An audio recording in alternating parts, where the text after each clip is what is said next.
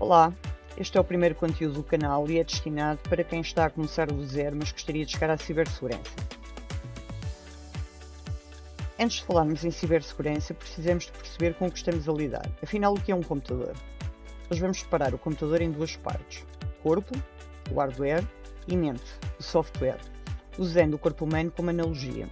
Assim como vamos falar dos periféricos como se fossem os sentidos e os membros do computador. Falando um pouco de história, o primeiro computador eletrónico digital de uso geral foi o ENIAC, apresentado em 1946. Foi financiado pelo Exército dos Estados Unidos da América e construído na Universidade da Pensilvânia.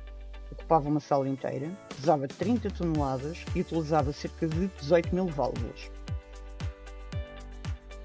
Dependendo da definição de computador, existem outros marcos importantes na história da computação.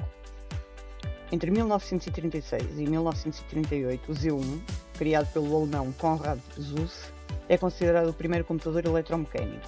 Em 1944, o Colossus, construído no Reino Unido, foi o primeiro computador eletrónico programável. Em 1981, o IBM 5150 tornou-se no marco inicial dos computadores pessoais, os PCs. Atualmente, do ponto de vista técnico, podemos pensar num smartphone como um computador que cabe na palma da mão. Mas afinal, o que é um computador? Um computador é uma máquina eletrónica programável que recebe, processa, armazena e emite dados automaticamente. Ele funciona através da combinação de hardware, a parte física, e software, a parte lógica, e o seu funcionamento pode ser dividido em 4 etapas fundamentais. Entrada: recebe dados através de periféricos, como o teclado, o rato ou o microfone. Processamento: o processador manipula esses dados através de cálculos e operações lógicas. Armazenamento: guarda as informações na memória, como a memória RAM ou o disco rígido, para acesso rápido ao futuro. E por fim, saída: apresenta o resultado final ao utilizador, como por exemplo no ecrã ou através de som ou de uma impressora. Numa linguagem simples, um computador é uma máquina que recebe informações, os dados, faz operações, os cálculos lógicos e matemáticos e devolve resultados, textos, imagens, sons, etc. Fazendo uma analogia entre um computador e o corpo humano, o hardware é o corpo e o software é a mente. Do hardware é importante destacar: o processador, também conhecido por CPU, é como o cérebro do computador que pensa e decide o que fazer. A memória RAM é como uma memória a curto prazo, onde o cérebro guarda as informações que está a usar naquele momento. O disco rígido é como uma memória a longo prazo, onde o cérebro guarda as informações como se fossem memórias. A placa-mãe, também conhecida por motherboard, é como o esqueleto e o sistema nervoso do computador, ligando o cérebro aos órgãos e aos membros. A unidade de processamento gráfico, também conhecida por GPU, é como um conjunto de músculos especializados responsáveis por gerar e produzir imagens, vídeos e animações que aparecem no monitor do computador. A placa de rede é como um nervo de comunicação que transmite informação entre o corpo e o mundo exterior, que permite ao computador comunicar com outros computadores e a rede.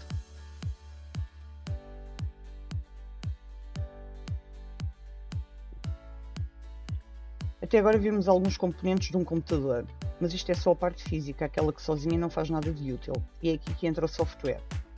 Enquanto o hardware é tudo aquilo em que se pode tocar num computador, o software é tudo aquilo em que não se pode tocar, como os sistemas operativos e os programas. Mantendo a analogia entre um computador e o corpo humano, um sistema operativo funciona como um estilo de organização da pessoa. Define como ela estrutura o dia, em que ordem trata as tarefas e como começa e termina cada atividade.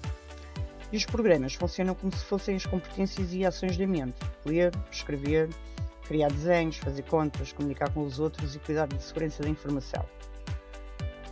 Dentro dos sistemas operativos, é importante destacar o Windows, o Linux e o Mac OS. Quanto aos programas, podem ser divididos em 3 categorias: programas utilitários, como os antivírus ou os compactadores de ficheiros; de produtividade, como os editores de texto ou gestores de tarefas; e navegadores de internet, como o Google Chrome ou o Safari.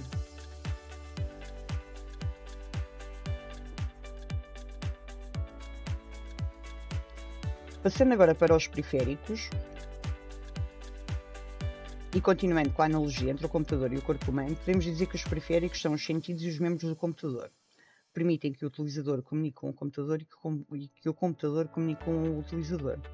Os periféricos também fazem parte do hardware do computador e podem ser divididos em 3 categorias: periféricos de entrada, como o teclado ou o rato, periféricos de saída, como o monitor ou a impressora, e periféricos de entrada e saída, como um ecrã tátil ou uma pendrive.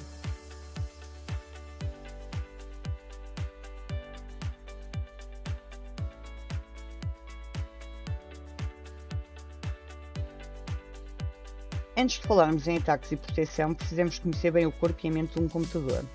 Só percebendo como o hardware e o sistema operativo e os programas funcionam, é que conseguimos entender onde estão as vulnerabilidades e como as fechar de forma inteligente.